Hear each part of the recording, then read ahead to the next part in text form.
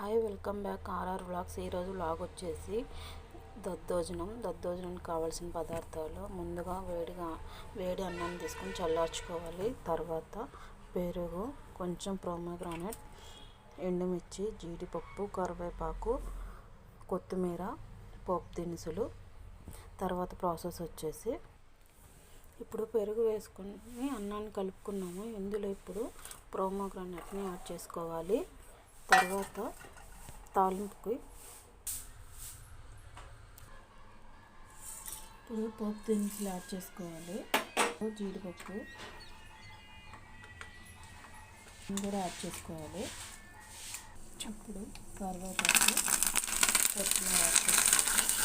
ఇప్పుడు పోపు దినుసులు పెరుగన్నంలో యాడ్ చేసుకోవాలి.